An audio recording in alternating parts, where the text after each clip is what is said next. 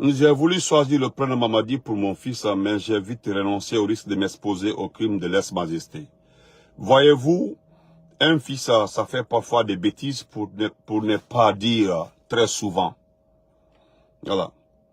Bien avant le 5 septembre 2021, tout le monde pouvait appeler son fils Mamadi et lui donner des corrections lorsqu'il commentait des erreurs sans avoir à se soucier d'une arrestation.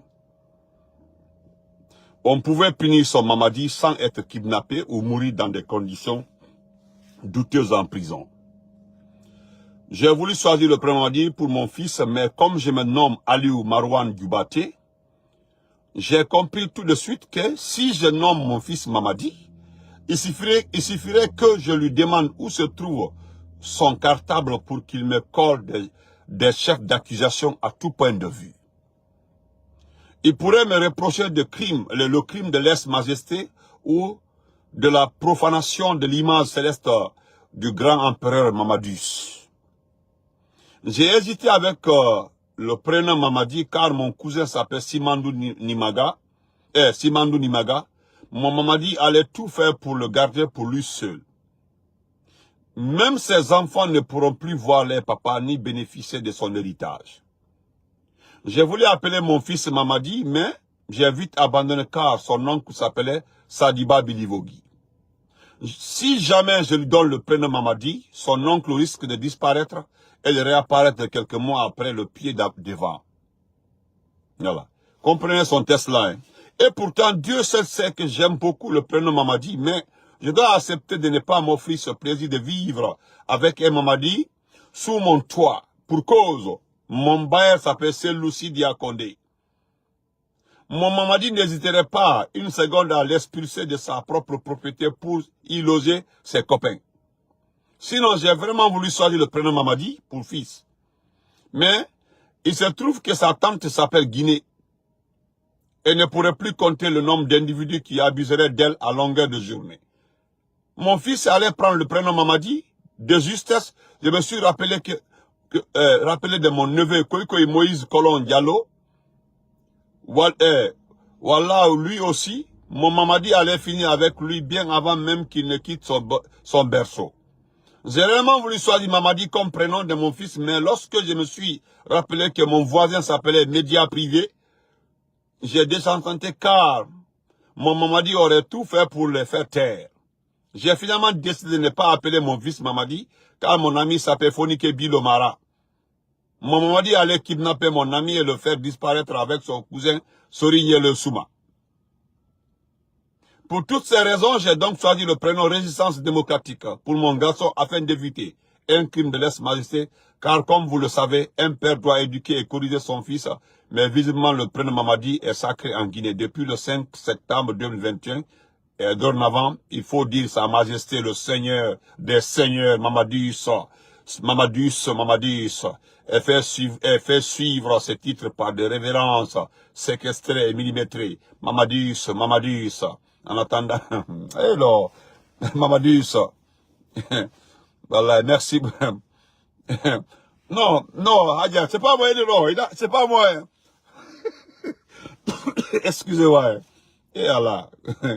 Mamadus, le Seigneur, Mamadus. C'est comme ça. Et rapidement, merci beaucoup. Voilà.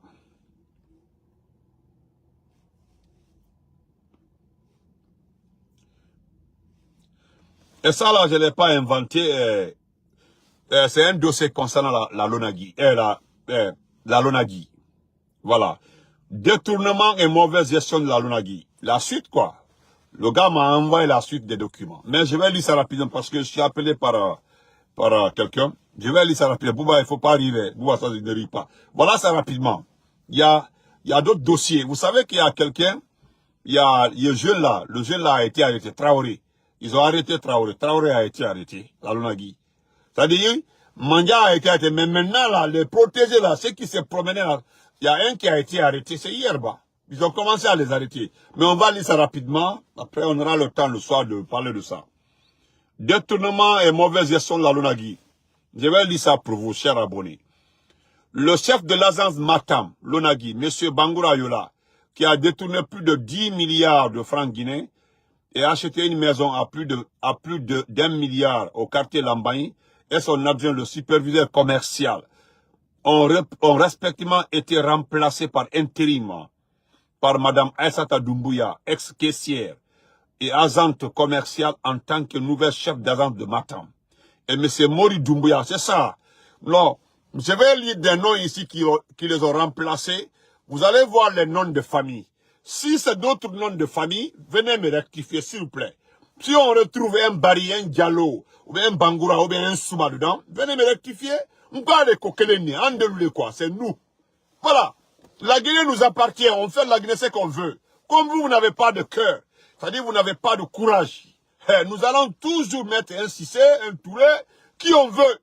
Oui, c'est nous. On prend un camarade, Mohamed, vous pensez que c'est un soussou. Et puis c'est nous, hein, ça ne chauffe même pas. C'est nous. Assoyez, vous regardez ce type-là. Hein. Vous pensez que lui s'amuse. Allemagne, vous n'avez pas compris. Voilà. Je vais rapidement. Hein. Voilà. Les deux ont été remplacés par Mme Aïssata Doumbouya. Aïssata Doumbouya, ex-caissière et agente commerciale en tant que nouvelle chef d'agence de Matam. C'est Aïssata Doumbouya qui est parti là-bas. Et M. Mori Doumbouya, c'est Mori Doumbouya aussi, comme adjoint superviseur commercial. Ce nouveau superviseur commercial a un contrat CDD, c'est-à-dire contrat à durée déterminée, a bénéficié de cette promotion devant des employés détenteurs de contrats à durée indéterminée, CDI.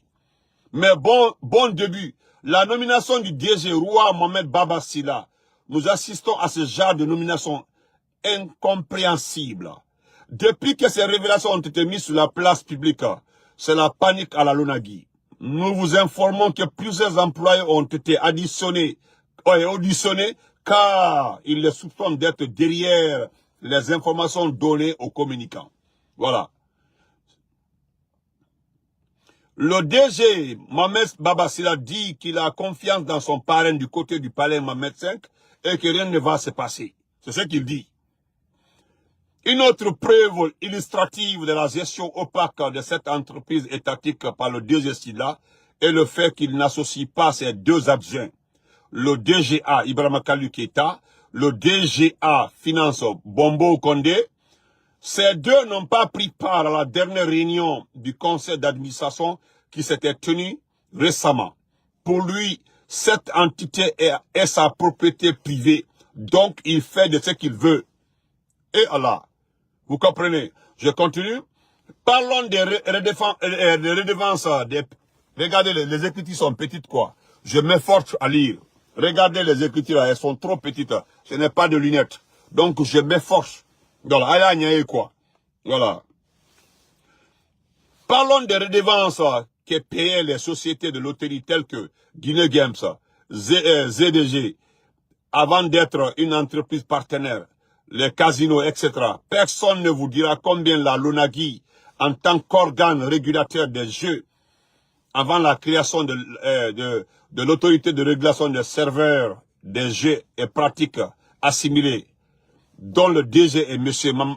Mamadou Sissé, un ancien de la Lonagui, combattu par le DG Silla de sa nomination à tête de la Lonagui. Voilà. Donc, de la gestion de la Lonagui pendant 3 mois avant la création de l'agence, les sociétés de loterie payaient des redevances qui s'élevaient à des centaines de milliards de nos francs et personne ne sait où est passé tout cet argent sauf le DG Silla et son petit clan. Il doit des explications. En 2023, les redevances versées au trésor public en 6 mois ont doublé par rapport à l'année 2022. En 2024, les redevances ont doublé par rapport à 2023. Et du 1er janvier au 30 novembre 2024, l'agence est parvenue à mobiliser au compte du trésor public plus de 107 milliards. Alors qu'il, c'est-à-dire le DG Silla, nous dit pourquoi il n'a jamais parlé de ce montant-là. La CRIEF doit agir le plus vite possible, car le dégât financier causé par ce monsieur est énorme et dépasse les entendements. Depuis la nomination de ce directeur général, on assiste à une régionalisation de cette entité. Écoutez la régionalisation de cette entité. Car la plupart de ceux qu'il fait venir portent souvent des prénoms comme... non... Voilà, des arrivistes occupent la plupart des postes de responsabilité et autres proches de lui. À titre d'exemple, Hawa Doukouré, DAF, Kadia Toubari, responsable de caisse centrale, Alga Simon.